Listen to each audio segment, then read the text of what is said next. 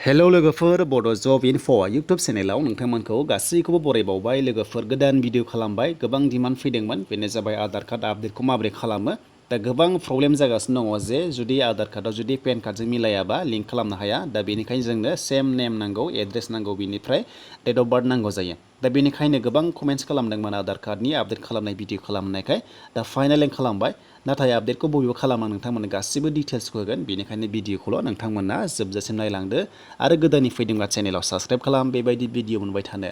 दा लोगोफोर खामानिया बेनो जों आपडेट खालामोबा एसे टाइम लायो एसेबांबो गोबाव लाया थाब जायो आपडेटआ दा नोंथांमोना गोदान फैयो आरो नोंथांमोननि आधार कार्डआ गोदानै फैयो आपडेट खालामबा बेनिफ्राय नोंथांमोना बेयावनो गासिबो इडिटखौ खालामना लानो हागोन बेनिफ्राय इजिलि नोंथांमोना लिंकखौ खालामना लानो हायो आरो दा पेन कार्ड आधार कार्डनि लिंक खालामनाय ट्रेन्डिं सोलिगासिनो दङ जुदि नोंथांमोना पेन कार्ड आरो आधार कार्डजों नेमा मिलायाबा लिंकआ जाया दे दा आं बेयाव खिथाखाबाय दा बेनिफ्राय माबोरै आपडेट खालामो आरो आपडेटखौ बबेयाव खालामो नोंथांमोना भिडिअखौल' नायलांबाय थादो दा बेनिखायनो जों थांसै भिडिअ गोबाव खालामला जों अफिसियेल वेबसाइटआव थांनोसै आधार कार्डनियाव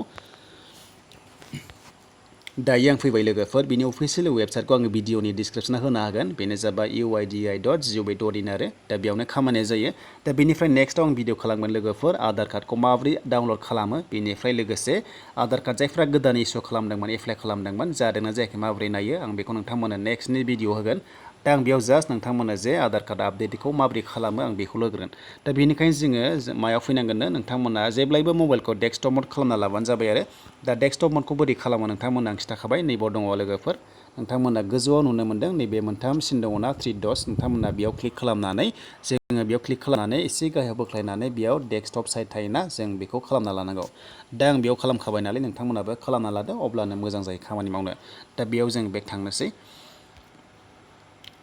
दायो लोगोफोर बेनो जे आधार कार्डखौ बबेयाव आपडेट खालामो नोंथांमोना नायना लादो भिडिअखौ स्टेप बाय स्टेप बिनिफ्राय जोङो दानिया गेट आधाराव जों फैनांगोन बेयाव नुदोंना नोंथांमोना गेट आधार दा बेयाव आङो नोंथांमोननो देखायगोन गासैबो डिटेल्सखौ आं एसे लासै खालामगोन भिडिअखौ जाहाथे बयबो बुजियो दा बे गेट आधाराव नोंथांमोना नुदों दा बेनि गाहायाव एसे अपसन दङ नोंथांमोना नायना लादो दा एसे जुम खालामनोसै दायो आं एसे जुम खालामनोसै नोंथांमोना बेयाव नुनो मोनदों दा आधार कार्डखौ बबेयाव आपडेट खालामो आरो मारै खालामहैनांगौ नोंथांमोना नायना लादो नैबाव दङ मोनसे फार्स्ट अपसनाव दङ लोगोफोर लकेट एन्ड एनरलमेन्ट सेन्टार नोंथांमोना मा खालामनांगौनो जेरावनोखि आधार कार्ड सेन्टार दङ बेयाव थांनानैसो आपडेट खालामनांगौ गाव गावनो मबाइलाव खालामना लानो हाया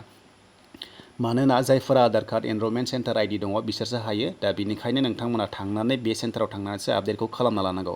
दा बेखौ माबोरै मिथिगोन जे बबेयाव आपडेट खालामगासिनो दङ आरो बबेयाव खालामो नोंथांमोना माबोरै मिथिगोन दा बेनि माखासे ट्रिक्स दङ नोंथांमोना नायना लादो दा बेनिखायनो जोंनि बे लकेट बेयाव जों थुनांगौ लकेटआव जों थुनांगौ माने जोङो लकेसनखौ नायना लानो हायो आरो बेयाव जे बबेयाव खामानि जागासिनो दङ आधार कार्डनि बेनिफ्राय गोदानैबो एप्लाइ खालामनो हागोन बेयाव थांनानै दा बेनिखायनो जोङो बेयाव थुना होनांगौ दा जोङो बे लकेट एन्ड एनरलमेन्ट सेन्टाराव थुना होदो दा बेनिफ्राय डाउनलड खालामनोबा जोङो नैबे डाउनलड आधाराव जोङो खालामनो हायो जुदि नोंनि आधार कार्डआ गोमाबायब्ला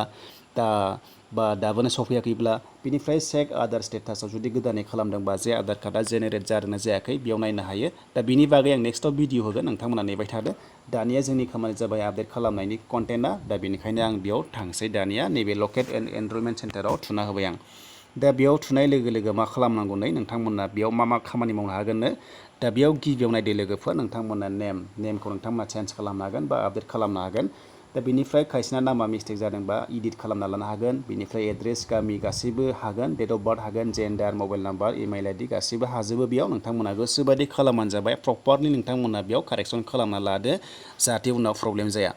दा बेनिफ्राय जोङो मारै मिथिगोन सेन्टारा बबेयाव दङ दा एसे गाहायाव बोख्लायनानै बेयाव मोनथाम अपसन मोनो नोंथांमोना नुनो मोनदों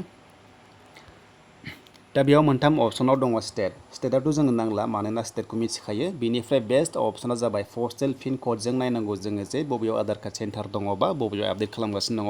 दा बेनिखायनो जों गेजेरनि अपसनाव थुना होदो बेयाव दा जोङो पस्टेलजों नायनांसिगोन माने पिन क'डजों नायनांसिगोन दा बेनिखायनो जोङो बेयाव गेजेराव थुना होनोसै पस्टेल पिनाव दा बेयाव आं थुनाय लोगो लोगो पेजआ खनसे गेवना फैबावगोन दानिया नायदो लोगोफोर एनरलमेन्ट सेन्टार सार्च बेबायदि ओंखारबायना दानिया जों मा खालामनांगौनो जोङो पिन क'डखौ होदो नोंनि पिन क'डखौ होदो नैबाव नोंथांमोना नुनो मोनदों नैबाव मोनसे पस्टेल पिन थायोना बेयाव नोंथांमोना होदो जेरै आं उदालगुरिखौ होनोसै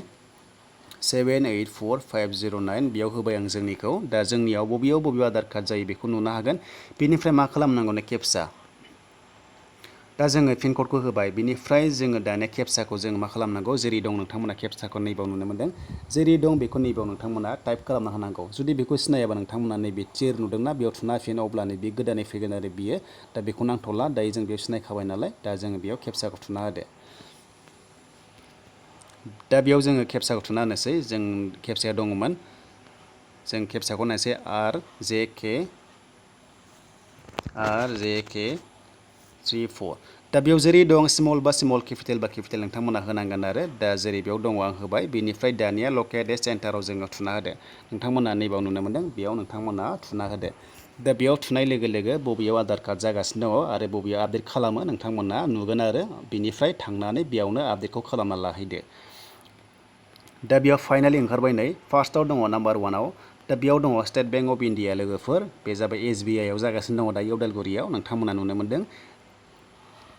बेयाव नै लोगोफोर आपडेट खालामबाय 43 खालामबाय आरो गोदानै खालामदों एनरलमेन्ट बेनो जाबाय 118 खालामबाय दा डेटखौ नायदो जुलाइनि 5 नोंथांमोना नुदों लास्ट आपडेट डेटआ बेनो जाबाय 5 दा बेफोरबायदि नोंथांमोना खाथियाव दङब्ला थांदो बेयाव फारि फारि गाहायाव बोख्लायनो नागिरबाय थादो जेरै दं BDO दं बेयावबो नै दा बेयावबो जादों माने DTO बेफोरावबो जायो आरो BDO ब्लकआवबो जायो बे ब्लक लेभेलनि जाहैबाय BDOआ बेनिफ्राय DTOआवबो जायो बबेबा बेनिफ्राय नोंथांमोना बेयाव गाहायाव नुबावदों DC अफिस उदालगुरि दा बेफोरबायदि दङ आरो बेयाव थांनानै नोंथांमोना गोसोबादि आपडेट खालामना लाहैदो दा बेबायदि आपडेट खालामनो हायो नाथाय मबाइलाव गाव गावनो खालामनो हाया जास्ट आधार कार्ड सेन्टारावल' नोंथांमोना आपडेटखौ खालामनो हागोन जायफोरा मिस्टेक दङ आधार कार्डआव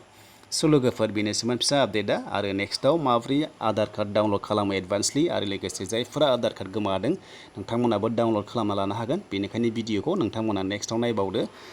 दा बेनिसोमोन लोगोफोर नोंथांमोना मोजां मोनदोंबा लाइक खालामदो कमेन्ट खालामदो आरो गोदानै फैदोंबा चेनेलाव साबस्क्राइब खालामना लादो बेबायदि आपडेटखौ मोनबाय थागोन